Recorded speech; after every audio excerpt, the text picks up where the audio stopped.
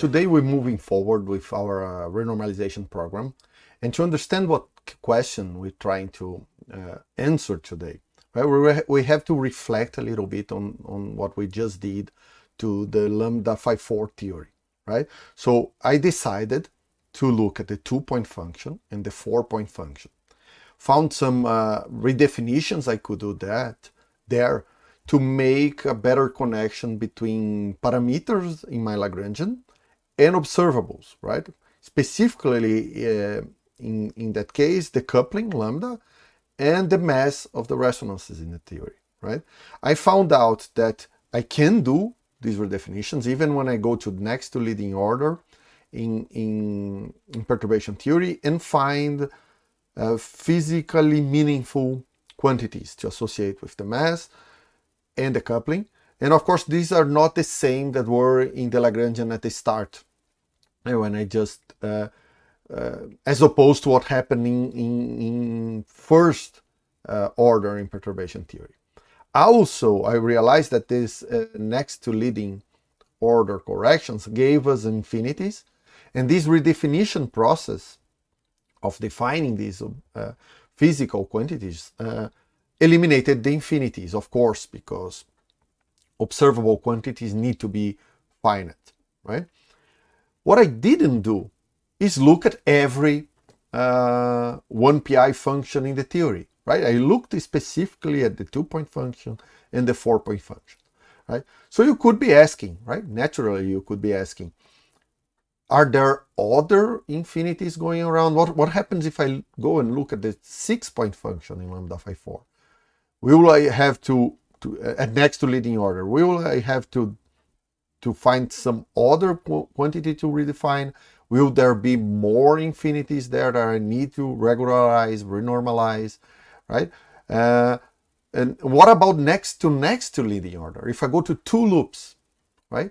Are there new redefinitions needed? Are new constants? So I was not, in other words, I was not systematic, right? I just chose 2 functions that I knew had proper redefinitions and I knew how to deal with infinities, and I have shown those 2 functions, right? But you could be asking, can we be more systematic about it, right? So that's the first question. The second one is, what about other theories, right?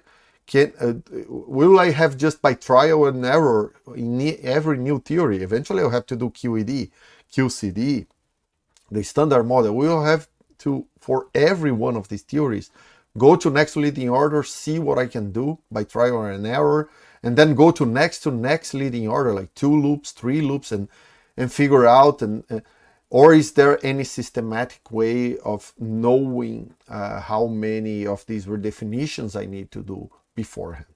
And it turns out there is a method to this madness, right? And that's what we want to start looking today, right? This is called the power counting, and we'll have a criteria of renormalizability for our theories, right? Again, we'll start with lambda phi theories. I'll generalize a little bit in the sense that now it doesn't need to be lambda phi 4. We can go to lambda phi n. And also I'll relax the dimensionality of my space-time. We did everything in 4 dimensions so far, with the exception of dimensional regularization. But in that case, going out of 4 dimensions was just a trick, right?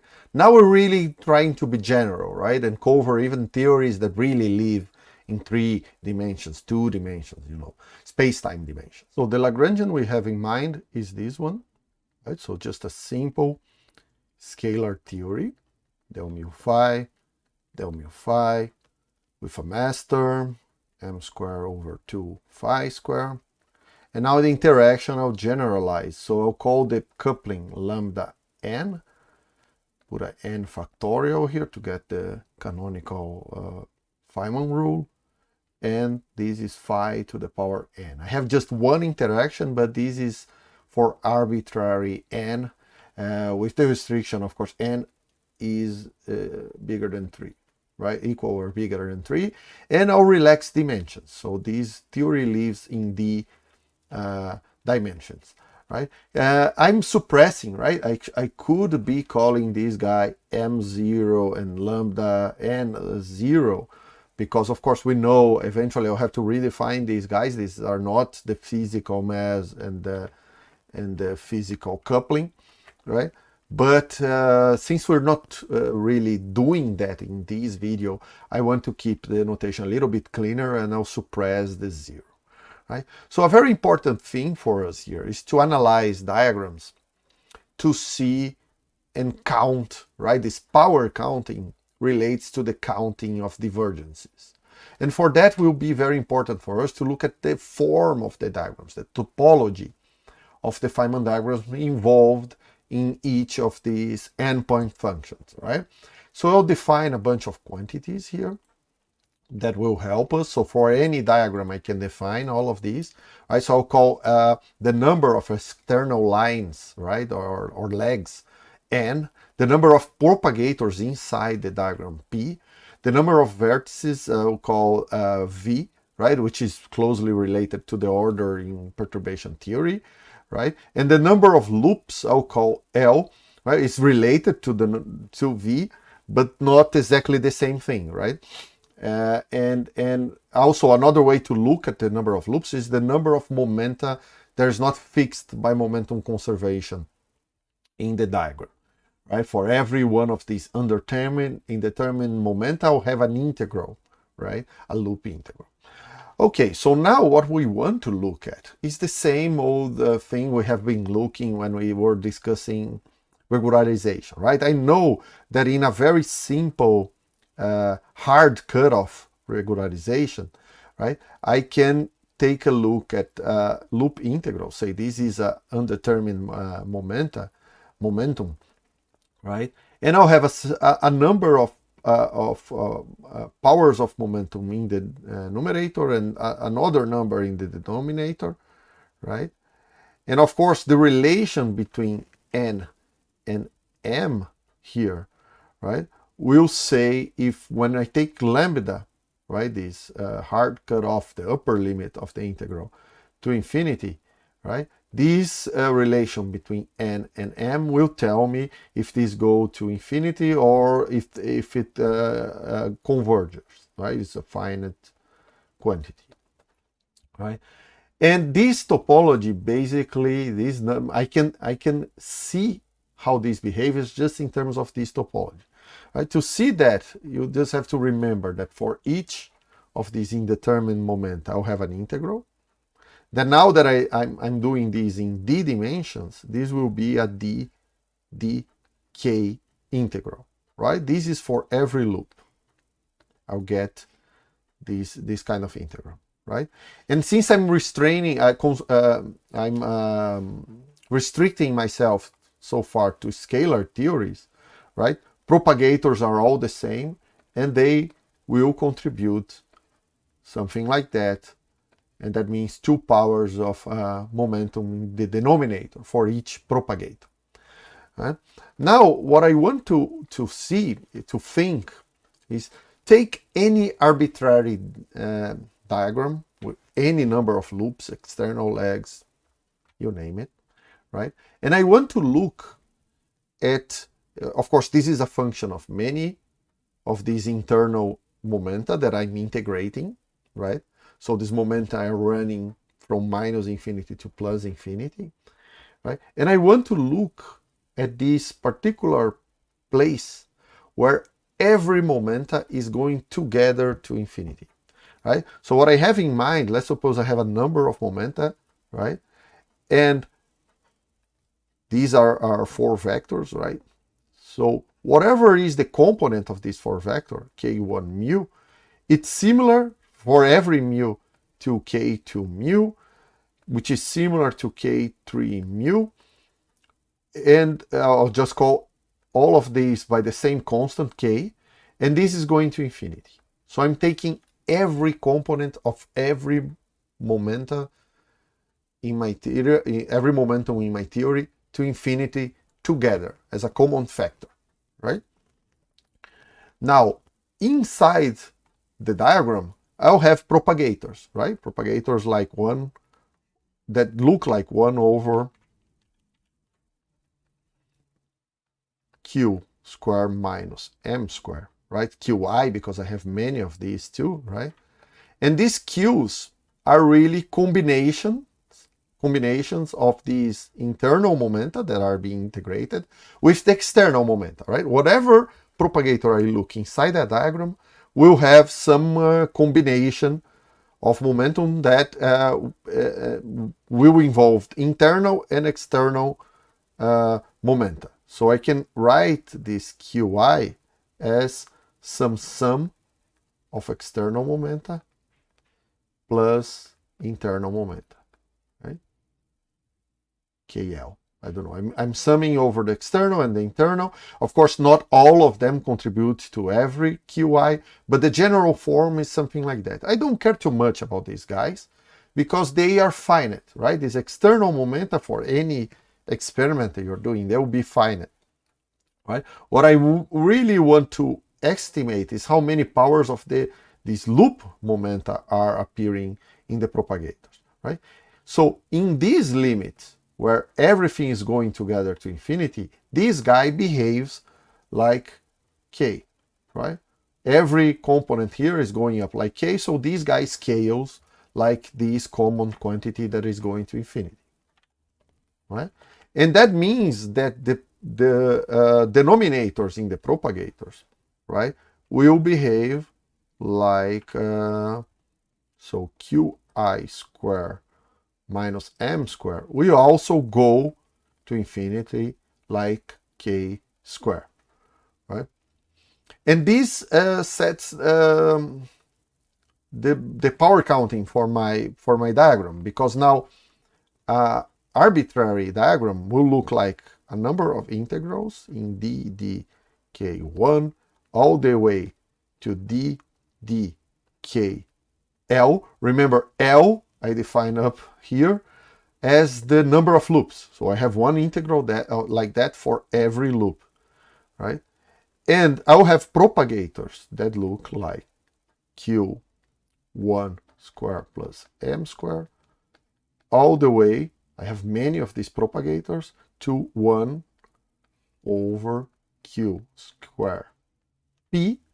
Remember, p I define above is the number of propagators in my theory, right? So this is how my integral looks, right? And that means that I can, now that every denominator here is behaving like this, and every integral here is behaving like this is the same as integrating in DLD K space, right? All these, I have four, or I have D components in each of these integration measures. So I have a total of LD momenta going all to infinity at the same time. It's like the module of this big K vector is going to infinity, right? I can go to Euclidean so that this is more serious, right? I keep changing the sign, but in this case it's better to keep everything in Euclidean, right? And of course these guys will contribute with a k to the 2p, right? Since I'm making everyone go together to infinity, this looks like an integral in this LD dimensional momentum, right? And that, of course, if I'm in Euclidean, I can write in spherical coordinates, right? And this will be like the integration from some minimum value to infinity of the module of this k, right? K LD minus 1, right? And there's some angular integral which does not matter for the divergency. And of course I have this 2p in the denominator, so the total power will be LD minus 2p minus 1, right? So this is how this expression here really tells me how fast this guy is diverging or converging, right? This could be negative or positive, right? depending on the combination of L, D, and 2P. That motivates the definition of a new quantity that I'll call the superficial degree of divergence of a diagram, right? And I'll define it like this. So D, I'll call it D, right? And this will be just the L minus 2P. So this part right here, right? And then it's clear that if I was talking just about a simple integral, right, this determines the convergence or divergence of the integral, right? If I'm just looking at an integral in dk of k to the power d minus 1, which is what's showing up here, right? Then this goes to infinity, right? Like lambda to the power d, if d is bigger than 0, right? This goes like the log of lambda if d is equal to 0, right? And of course, in these two cases, the integral is diverging, right? And if d is smaller than 0, then this is really just 1 over lambda to minus d. Now, minus d is positive, so this is converging. So this integral will be finite, right? So this much is clear, right? But of course, you need to be more careful when you're talking about a Feynman diagram, right? This is not just a simple integral, and that's why we call this superficial divergence instead of just the divergence, right? Why superficial? Because there's a few caveats, right? The first one is that this counting does not really apply to diagrams with no loops and no propagators, right? If you put L equal to P equal to 0, D is 0, right? Which will tell me that it diverges logarithmically, right? But that's not really true, right? Just think of this diagram, for instance. This is a diagram with no loops and no propagators. This is just a number, right? The Feynman rule is just a number. There's no loop to diverge here, right? So that's the first caveat, right? A pretty trivial one. Just do not apply this at leading order, right? The second caveat is trickier because you can have a situation. Let me draw a diagram here just to give an example. You can have a situation where the superficial degree of divergence is indicating for you a particular divergency, but there are sub-diagrams inside that bigger diagram that are divergent faster, right? So this is an example. So if you do calculate D in this case, right, there's two loops, so L is 2. There's four propagators, 1, 2, 3, 4. So that's 4 propagators. That means D is 0, right? And but would indicate that this is superficially diverging like the log of lambda going to infinity, right? But the actual divergence is bigger because if you look only at this small piece right here, we have calculated this, right? This is just something like, I forget the rest of the diagram. This is an integral on D for k, and this k that is running on the loop does not depend on the other one that is running outside, right? So these integral factors, right? And these, if you count powers here, right, it's diverging like lambda square. So you need to be careful about sub-diagrams, right? The superficial divergence can fool you into believing the degree of divergence is smaller than it actually is if there are more, if there are sub-diagrams that are diverging quicker, right? We'll handle these very carefully. Another caveat is in the opposite direction.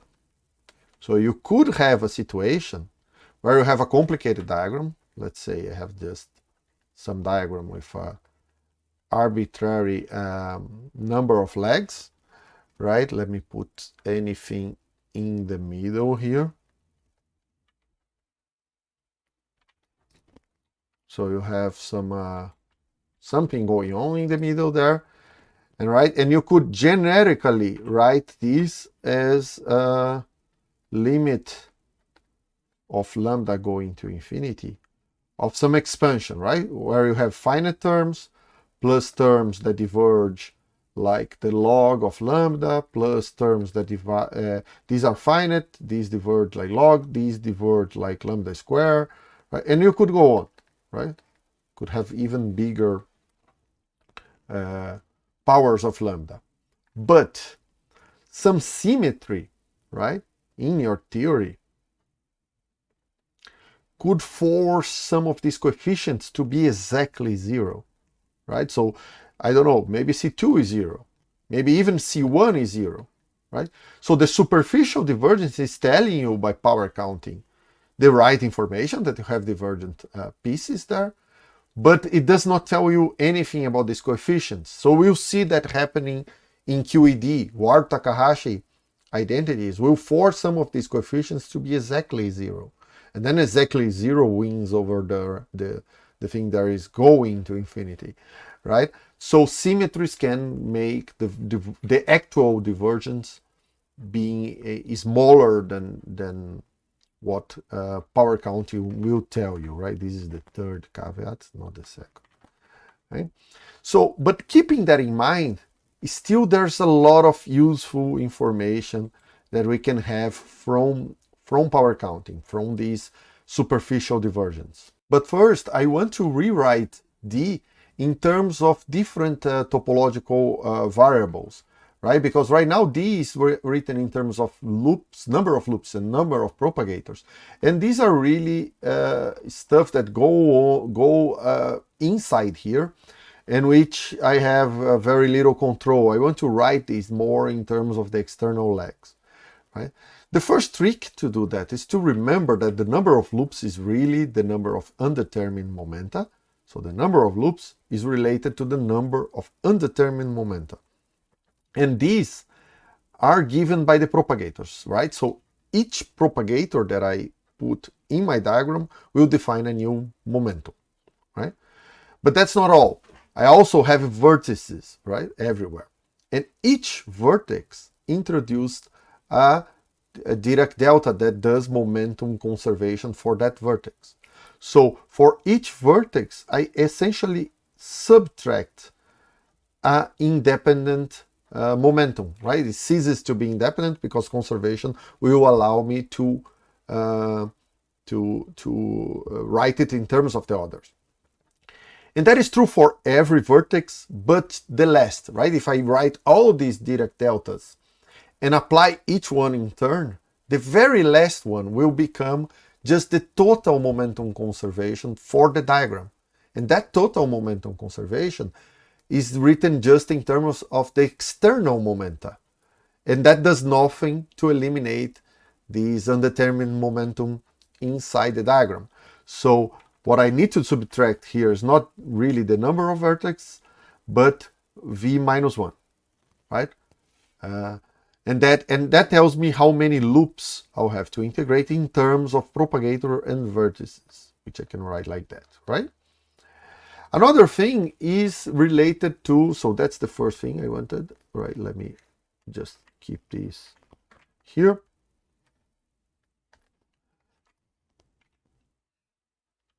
And the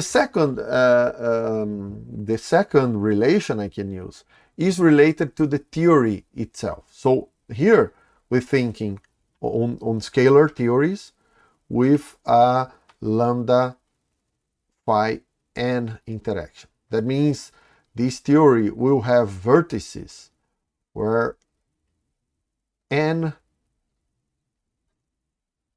lines come out, right?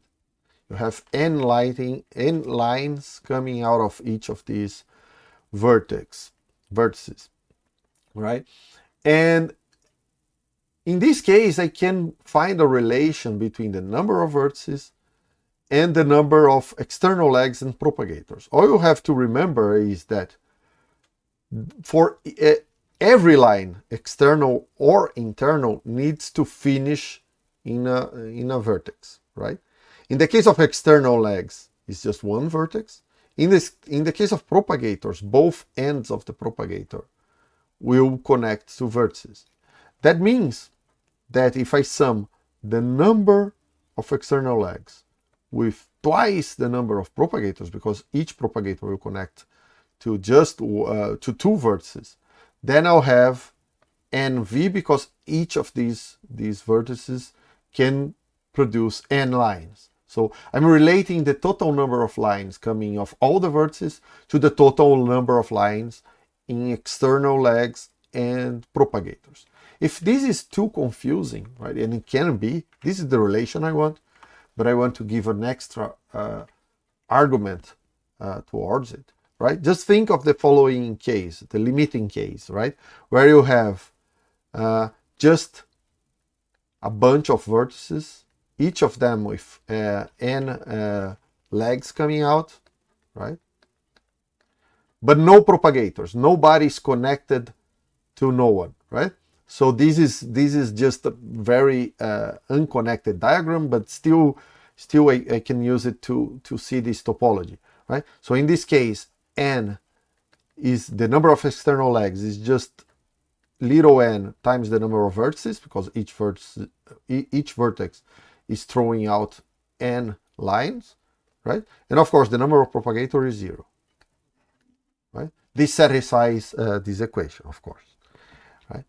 But now I go and I connect one of these lines. So let's say I take these two and I connect them together right here, right?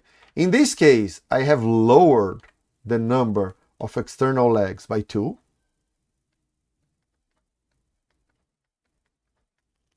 Right? Because I killed 2 external legs, but I increased the number of propagators by just 1. And again, I satisfy this condition, of course. Right?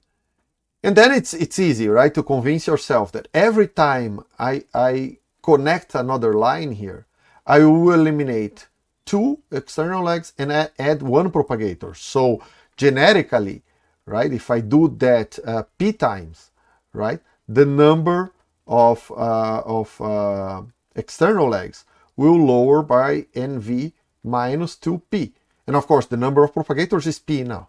So I have some big number of connections here, right?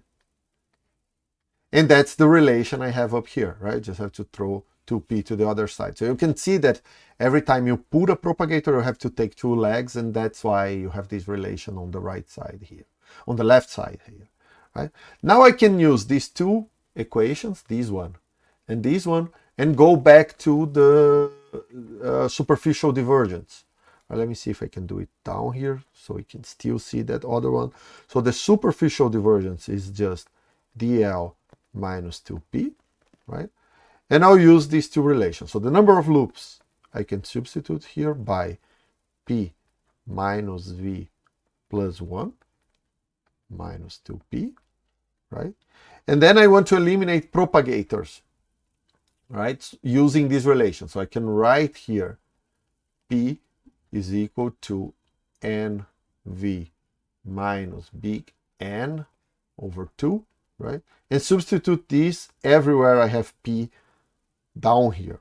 And that will lead me to the following relation. So I have a d that comes straight from here. I'll keep this up front, right? I'll write the coefficient at everything that involves the vertex, right? So here I have a minus d, right? Let me write it like that, v. This part contributes a minus d right here. And there's another one here once I put p equal to nv, right? So there's this piece here, n over 2 v times 2 here too. So this becomes just, and of course there's the dimension outside. So if I want to factor this out, this is just n d minus 2 over 2, right? And then there's a leftover part that comes from this p and this one here. So there's another contribution coming from here to this, right? And the last one will be just proportional to the number of external legs. And this is how I can write the superficial divergence. Right, let me see if I didn't miss any signs here or factors. No, it's okay. Yeah, it's okay. So I managed to write this in terms of the number of external legs, right? But not only, also the number of vertices stayed here. That's not so bad, despite being some inside information for the diagram. This is closely related to the perturbative expansion, right? I know that what I'm doing as I go in the perturbative expansion is increasing the number of vertices. So that's something that's some information that I actually can use, right? I'll define a very important quantity here. This guy, right here, I'll call minus delta n, right? And so delta n is defined by d minus n d minus 2 over 2, right? And this is important because this is a characteristic of the interaction. You see, it does not depend on the number of legs, on the number of vertices. It only depends on n, and n is really my interaction, is the parameter that says what interaction I'm talking about. And of course, the number of space-time dimensions, but everything depends on the number of space-time dimensions here, you can see, right? But given a number of space-time dimensions, this is only a property of the particular theory I'm looking at, right? Then let's see what this delta can tell us about our theory, right? So I'll restrict myself here to space-time dimensions bigger than 2, because the case where d is smaller or equal to 2 is pretty trivial. I'll leave that as an exercise, right? And then I can rewrite d as d minus delta n v minus d minus 2 over 2n. And this number in front of the external legs here is always positive in this number of dimensions. Right? So let's see what we can extract from here. The first case is what happens if delta n is bigger than 0, right?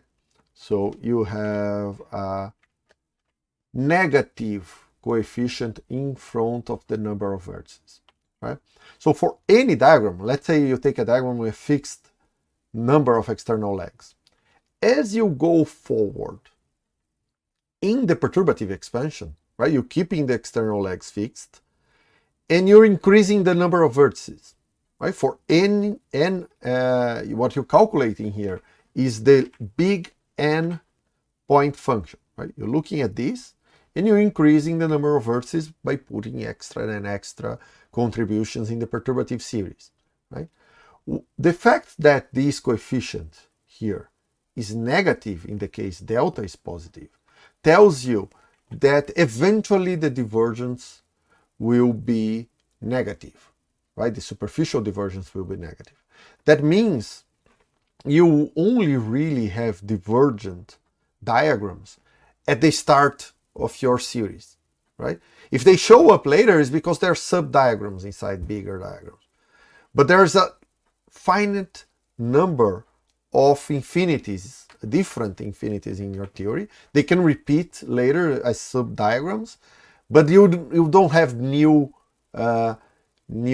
divergent integrals. They're just repetitions of the ones that show up at the very start of your perturbative series, right? We call these theories super renormalizable, and they are characterized by this condition, right? You have a finite number of diverging diagrams. And of course, if you go to a big number of external legs, then even the first terms, because if you increase too much the number of external legs, this is also contributing negatively to divergence, but also you increase the number of vertices to have more external legs.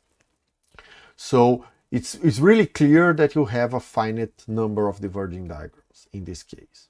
Right? The second case is what happens when delta is 0. So delta n is equal to 0. In this case, the divergence, right, is really independent of the number of vertices, right? So if you start with a fixed number of legs and you go on your perturbative series, if the very first term is divergent, going on with the perturbative series will not decrease the divergence. So every diagram for that fixed number of legs will be equally divergent, superficially divergent, right? And that means there's an infinite amount of diverging diagrams. But since increasing the number of legs, if you take gamma n with n bigger and bigger, eventually you have n point functions which are convergent, right? No diagram there diverges, right? The whole perturbative series is made of loops that have integrals that all converge, right? And so in this case, you have an infinite number of diverging diagrams, but they contribute to a finite number of diverging gammas, right? These theories we call renormalizable, right? And it's important to notice that in both these cases, right, I'll be able to do what we just did with lambda phi 4, right? I redefine some quantities, right? Get some normalization conditions, which are equations that allow me to remove the divergences, right? And in both cases, right, I only need a finite number of these renormalization conditions, because in both cases I have a finite number of diverging n-point functions. This is the important part, which is trivial here, because if you have a finite number of diverging diagrams, it's also a finite number of gamma n, right? It's the same. And here I have to be very careful about what I mean by finite number of diverging gamma n, because of course what this really means is the finite number of different diverging gamma n. Because if I take a gamma, say I go to a higher order and take a gamma 8, there is of course a possibility that when I look inside this diagram, there will be a gamma 4 in there somewhere as a subdiagram. You have to be very careful about this caveat always, right? But if that's the only case, there's no new intrinsically gamma 8 divergence, that means when I make gamma 4 finite by doing the renormalization condition for gamma 4, that will also eliminate the divergence that appears in the case where gamma 4 is inside gamma 8, right? We will see that with more details ahead. But keep in mind, finite number of diverging gamma n really means finite number of different diverging gamma n, because of course if you look at subdiagrams, then even one, let's say just gamma 2 is diverging. This will appear everywhere in the whole series. So there's always a subdiagram somewhere that is divergent. Now there's another case, right? Which is the most difficult one, which is when delta n is smaller than 0. So delta n smaller than 0. What happens in this case, right? So both of these are okay by just the method we use for lambda phi 4, right? You have a finite number of conditions that remove redefined constants and as a consequence remove a finite number of diverging integral. Right? In this case, it's trickier, right? Because now it doesn't matter how many legs your diagram has, right? You can take any gamma n, right? Doesn't matter. It's just a matter of going through the perturbative expansion. That means increasing v and now the coefficient in front of V is positive because delta is negative, right? Just go through the perturbative series and you eventually find diverging diagram.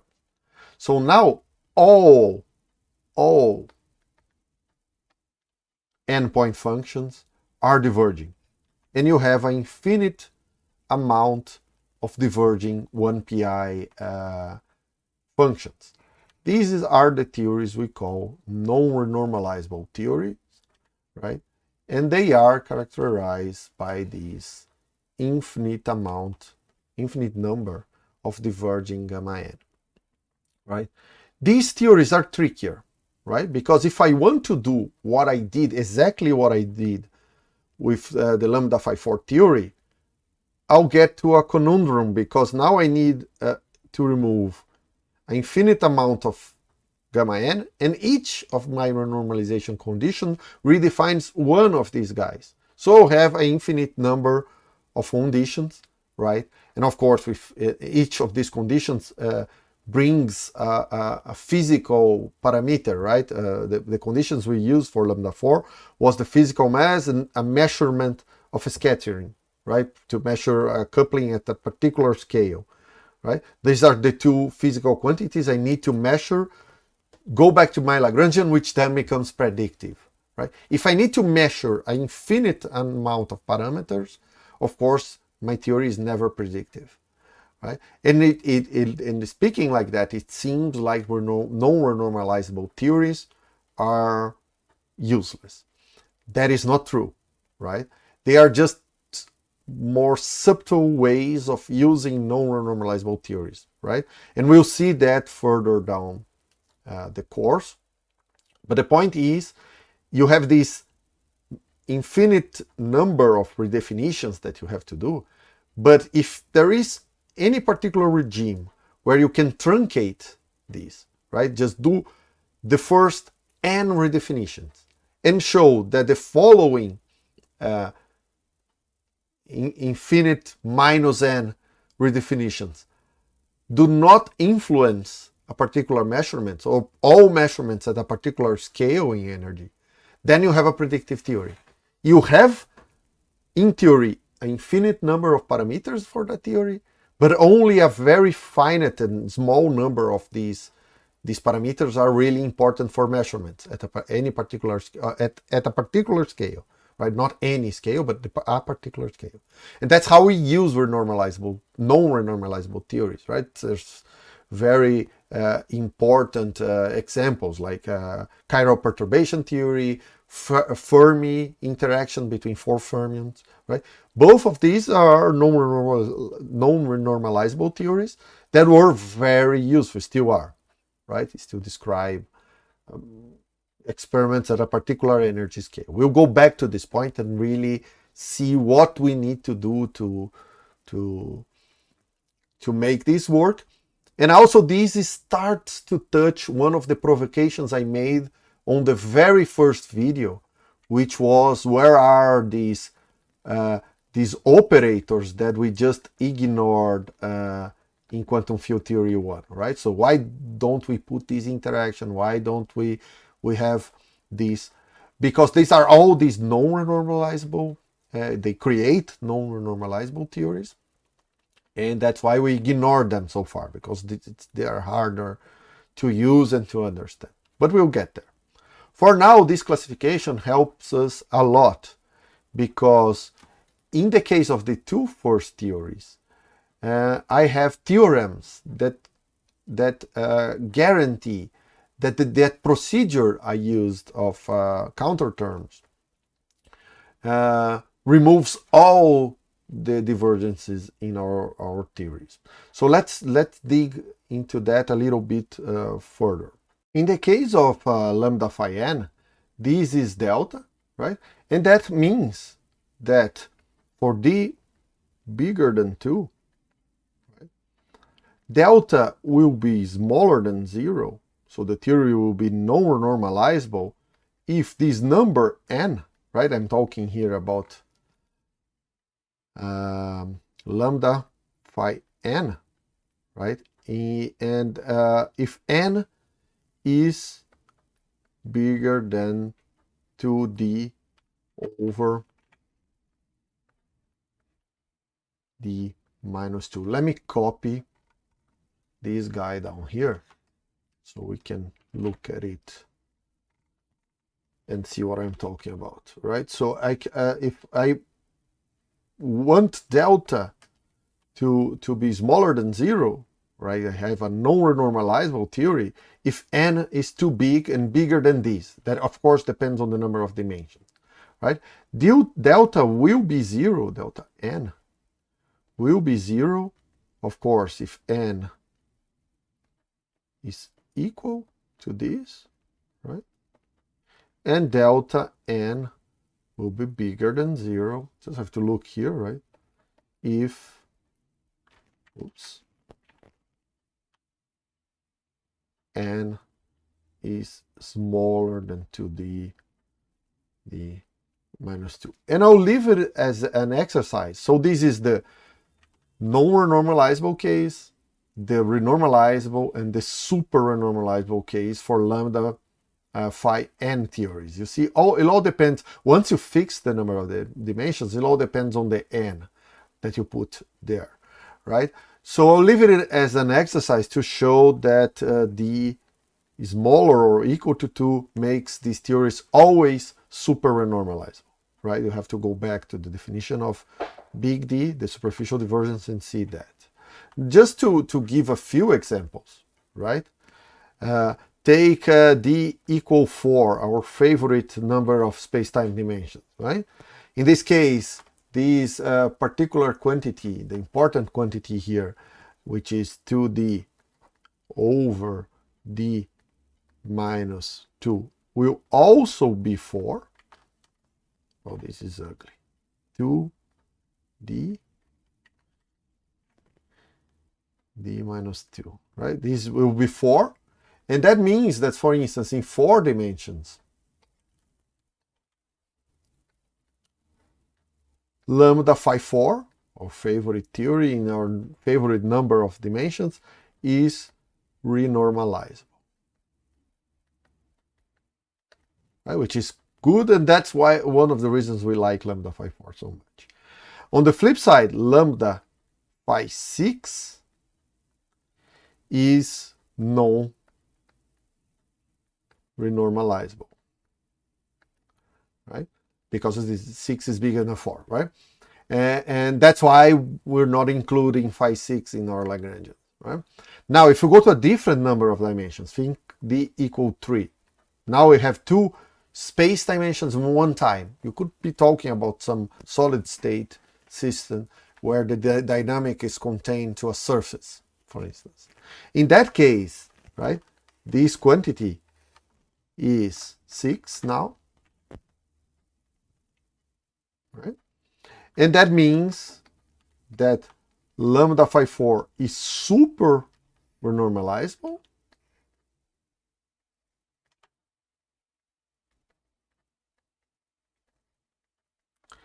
And lambda phi 6 is now renormalizable in this number of dimensions, right? And that's a quite general thing, right? As you go down in the number of dimensions, you're suppressing powers of momentum in denominators of integrals, right? So if you go really low on dimensionality, all theories start to behave and be finite, right? At some point, they are all finite. That's why a lot of people like low space-time dimensions. Now, it can be very enlightening to obtain this expression for the superficial divergence using different derivation, right? Which, instead of being based on looking at the topology of diagrams and trying to count powers of momenta, right, we can do a dimensional analysis of both the Lagrangian and 1PI functions. So let's see how you can get that. And that will teach us a little bit more about this delta function that I just got there, right? So the first thing is to remember that the dimension of the action in natural units, right, needs to be 0, right? That means that S is measured in dimensions of GeV to the power of 0, right? That's all that means. And that's needed because this appears in the argument of exponentials without any other constant. So it needs to be adimensional in natural units. And that means if I write the action in terms of the d-dimensional integral in position and the Lagrangian, that the dimension of the integral, the integration measure there, plus the dimension of the Lagrangian needs to be 0, needs to be the dimension of the action, right? And of course, this position has dimension of 1 over GeV, right, in natural units. So the dimension of this thing is minus d, because I have little d number of space-time dimensions, right? And that means that the dimension of the Lagrangian is d. This is general, right? And it's independent of your theory, right? This is true for flat space-time dimensions, right? Now, if you use that now into the Lagrangian, right? Like we're thinking about scalar theories, right? You can look at the kinetic term. So the dimension of the kinetic term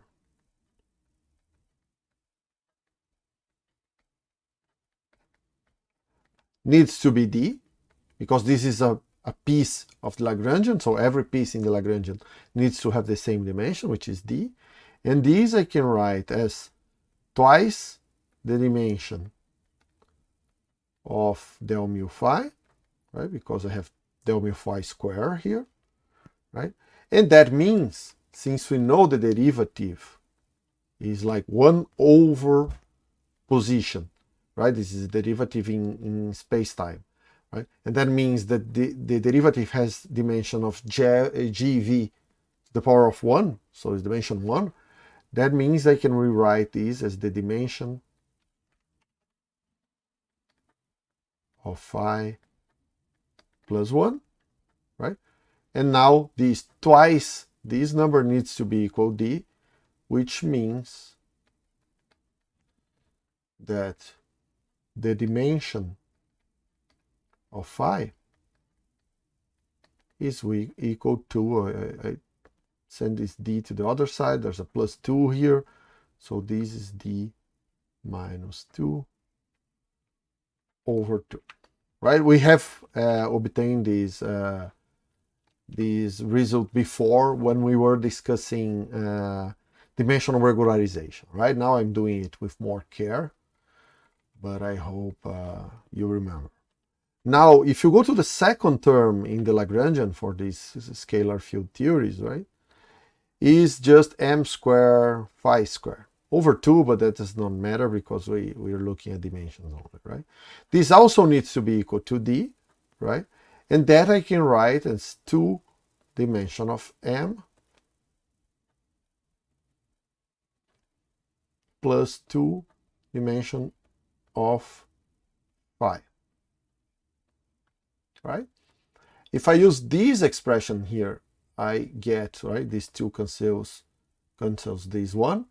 This is just d minus 2, which means now I have d minus 2 here. I can send the d to the other side, the 2 to the other side, and the conclusion is that the dimension of m is 1, right? And we are lucky.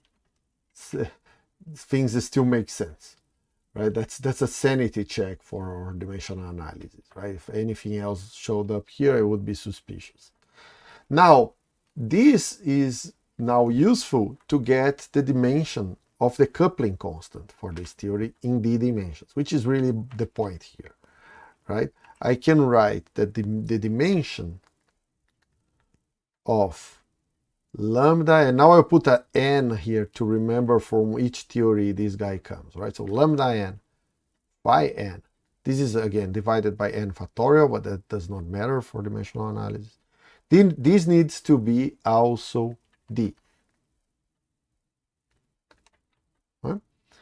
And now I rewrite this guy as the dimension of lambda n plus n times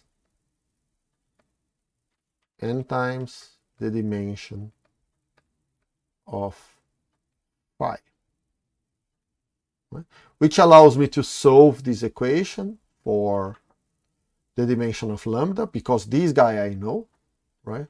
On this side, I have just n times d minus 2 over 2, right?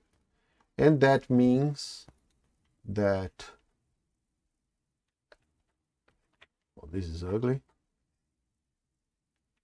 that the dimension of lambda n is d minus this piece, d minus 2 over 2, which is, as you might remember, this is just delta n that we defined above.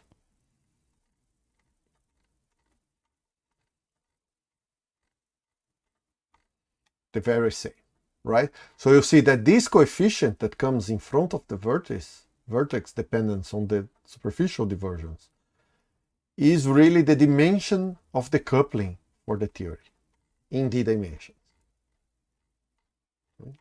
which is here, right? So that's not a coincidence, right?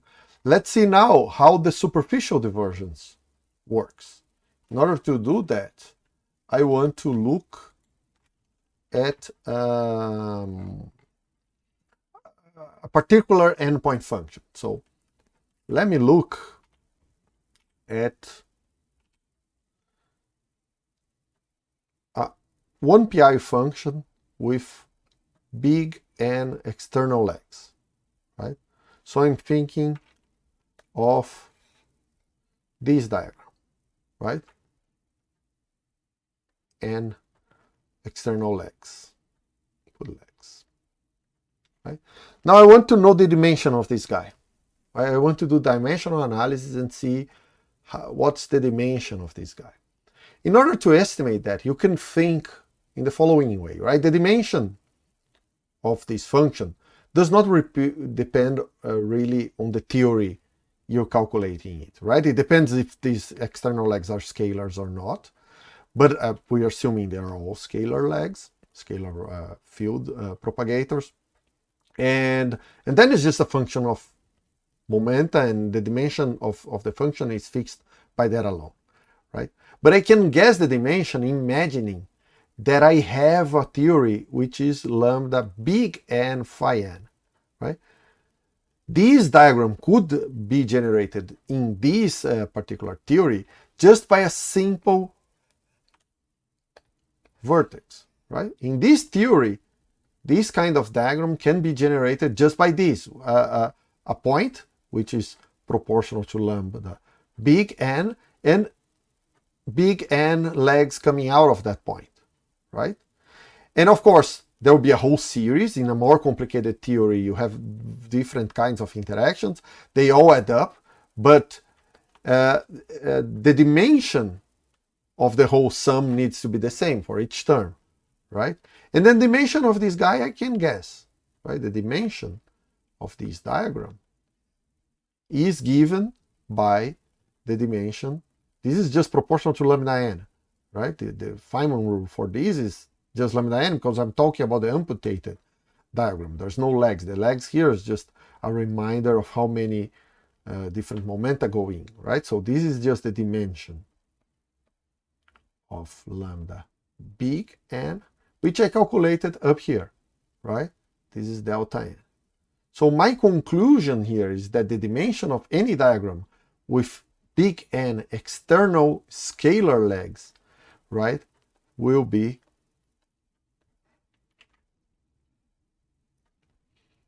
this.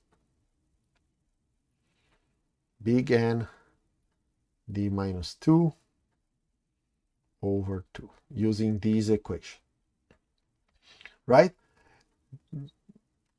Be mindful, right? I only use this as a trick to find out the dimension of this guy. I'm not really saying this is our theory. Our theory is really lambda n phi n. And unless we're lucky to have chosen an n point function, big N point function, with the same number of legs that we have here in our theory, in other words, unless we choose big N equal to small n, this guy can also generate a diagram, right? At least in principle, maybe it's impossible, but we're assuming it can generate a diagram, right? But it would be through a more complicated diagram, right? A bigger number of vertices and loops and so on and so forth, right? So in this theory, I can also generate gamma n, right, which is this guy. But in this theory, I'll have a certain number of legs. So this guy will go like lambda n to the power v. That depends on how many vertices I need to put here, right? And of course, this is a whole series. There will be a diagram with a small v, then a diagram with an even bigger v, and so on and so forth. So I'm taking a generic one there. They all have the same dimension, right? And I'm interested in the dimension of this guy, right? But there will also be some dependence on momenta, right? So if I'm now worried about what happens when all the internal momenta go together to very high momenta, right? Then this thing will diverge proportional to lambda to the power d. I'm redefining in a new way the degree of divergence d, right? It's a different definition. Now I'm talking, well, this guy scales like this, right? And if I'm going through to the region with all the internal momenta going to infinity, this is how it diverges, right? Now, from this consideration, I get again the dimension for this guy. In this case, my conclusion is that the dimension of this 1pi function is equal to the dimension of this.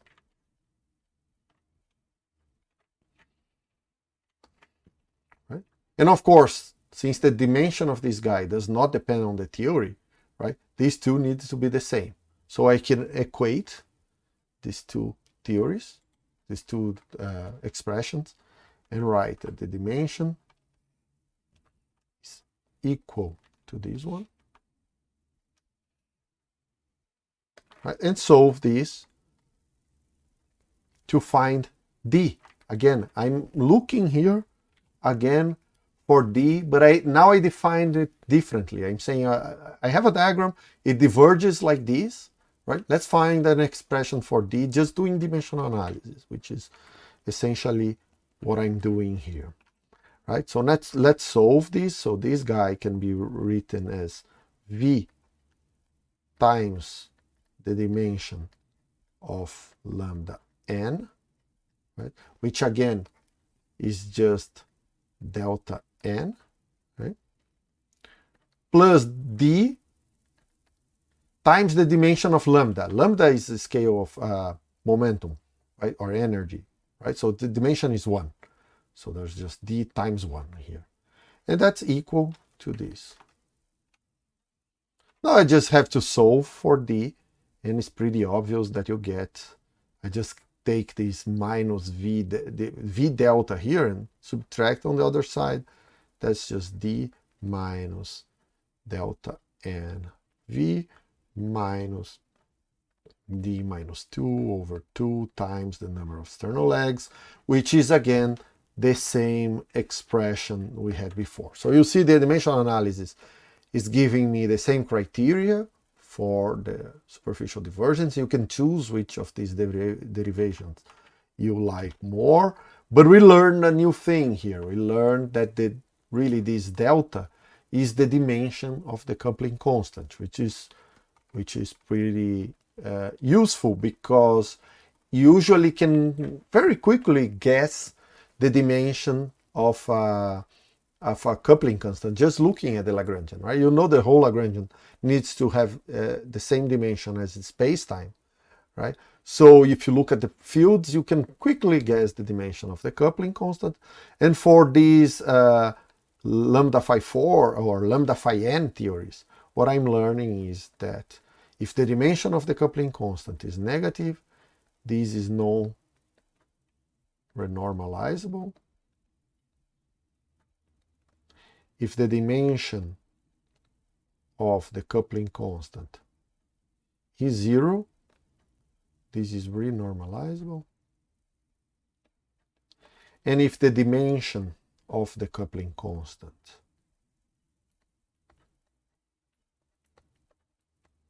is positive, then this is super renormalizable.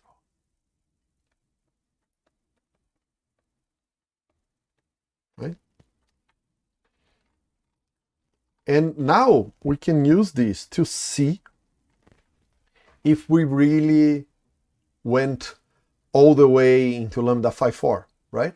In there we found essentially two divergences, and we used two renormalization conditions to solve those two divergences. Actually, three conditions, because there's always also the residual of the pole, but that's true for every theory, right? So let's see if we got all the divergences in lambda phi 4, or if we forgot some of them. So we're thinking now of lambda phi 4 theory, right, in 4 dimensions. Right? In this case, delta 4 is equal to 4 minus 4 minus 2 over 2, right? This is the expression for delta, which is 0.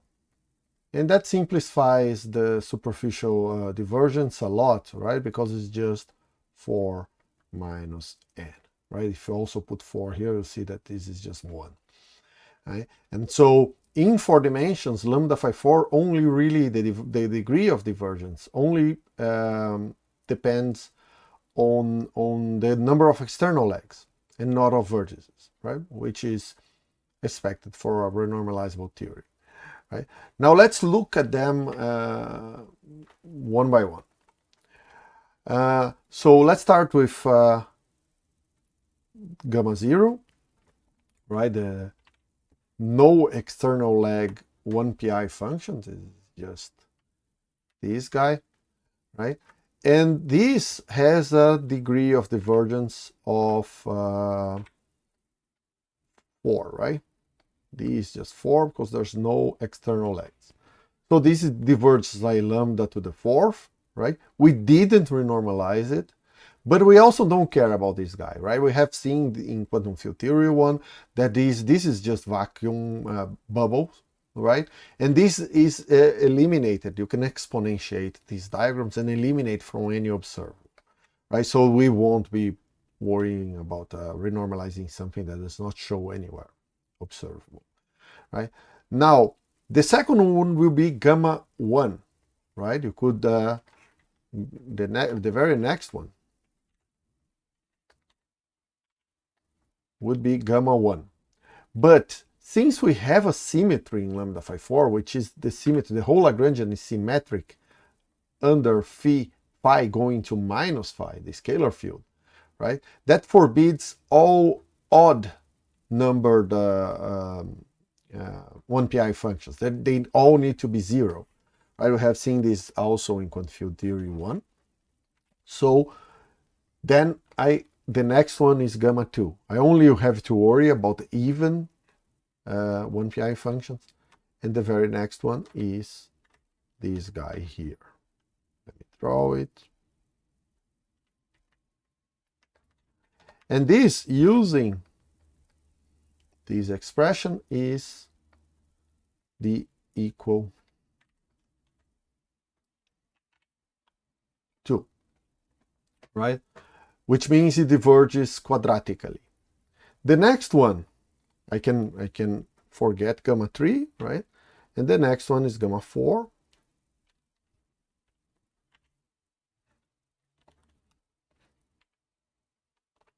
this guy, let me draw it, is just this, and it goes like d equals 0, so expect this one to diverge like lambda square, and this one to diverge like log of lambda, right?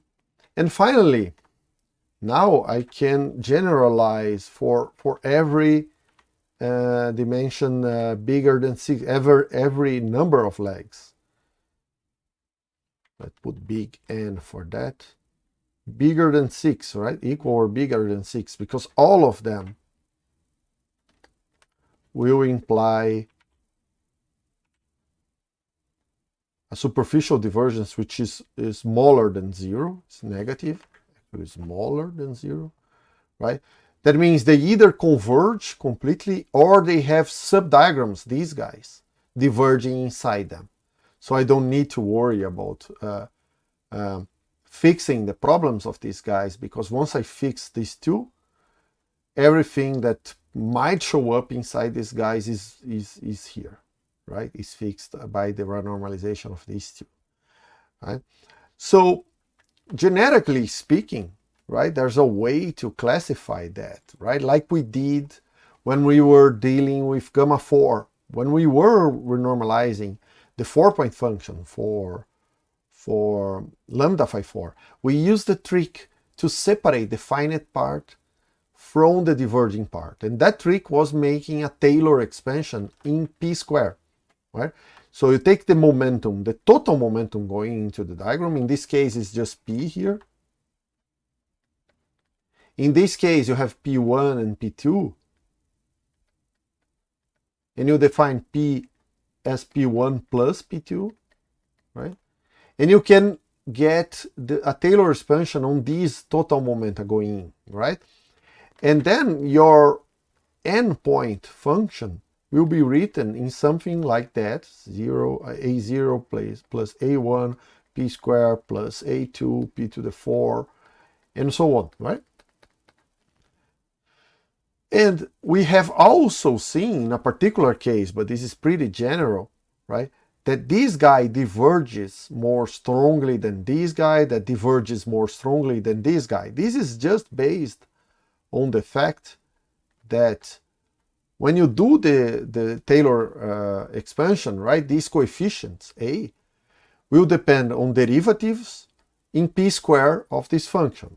And when you act with those derivatives, so you just do del p squared, right, on these integrals that happen here, and these will hit the propagators inside, which we can always write in this way. This is the momentum being integrated in the loop. You have some function of p squared here minus I epsilon, right? This is the general form the denominators of these integrals will have once I did all the tricks we have seen before and eliminated the cross term. I completed the squares here and eliminated cross terms between L and p squared, right? There will be some complicated function of p squared here involving Feynman parameters and all of that, but this is the generic form. And if you act with a derivative here, what you get, right? This is how this is diverging, right? This is the important part for following the divergence, right? This denominator will get an increase in power, right? So these will become just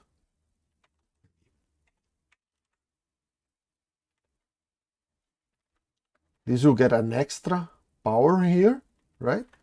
And in the numerator, of course, you get the derivative of this complicated function of p, right? You get something like lambda prime up here, right? But this guy is finite, right? So I'm really increasing the powers of the integrated momentum in the denominator by 2, right? That means that if this guy diverges like lambda to the 4th, This will be diverging like lambda square. This will be a log of lambda, and then the rest is just finite, right? And so if you apply that logic to the thing we have up here, right?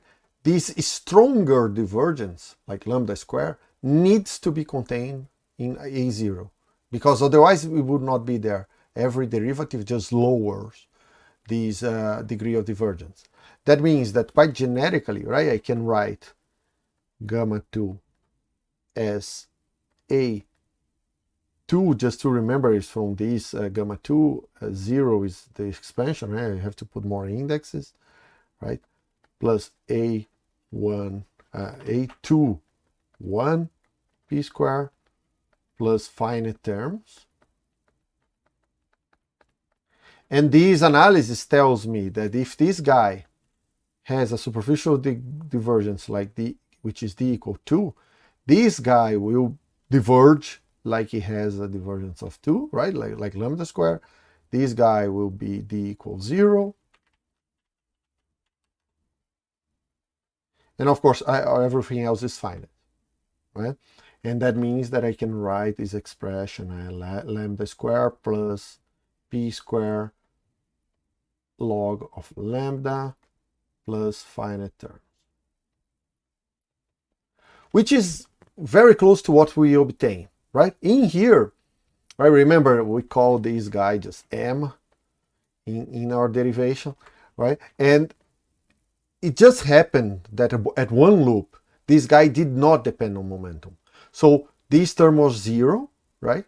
And I only got this quadratic divergence. Plus, also you can these keeps track of the highest divergence here. It doesn't mean there's no finite terms and no log terms in here too. So I got something like lambda square plus log of lambda plus finite terms. But neither the log was proportional to p square, nor the finite terms were proportional to p to the fourth, because everything else was 0, right? Because this guy didn't depend on p square, so the Taylor expansion was trivial, right? In the case, that's very particular to lambda phi 4 at one loop, right? At two loops already, you have something more complete like this, right? Lambda 4 also, in fact, we actually did that, right? We wrote lambda 4 as some A4 0, right? Plus finite terms. In fact, we call this gamma tilde, right? And we saw that this is just gamma 4 calculated at p square equal to 0, right? And as expected by this analysis, right? Since this guy is d equals 0, it means diverges as a log. This guy diverges as a log, which we found. We actually found these to be ln of lambda plus finite terms. And these finite terms depend on p square, right? Which is exactly what we found if you look back. And this is the place to look, right? It's easier to find these expressions in my lecture notes than in the videos, right? So these numbers are equation numbers, and always is the page number and the equation in that page. So you can go straight to these pages and find all the finite and divergent terms from the 4-point function and the 2-point function calculated in Pauli-Villers and dimensional regularization in my notes and in the previous videos too. So what we're seeing here is that I already tackled every divergent term there is in lambda phi 4. So at least in principle, I actually was very thorough in renormalizing lambda phi 4. The one thing that is not obvious is this whole caveat with the sub-diagrams, right? The divergent sub-diagrams. Those are trickier, right? And what my claim so far is that once I fix lambda 2 and lambda 4, I'll fix those two, right? And this is far from obvious, right? I'll do that on the next video. So I'll not prove completely that this is solved, but I'll try to convince you without a fully formal proof. But this video is already too big, so I'll leave that for the next one. So see you then.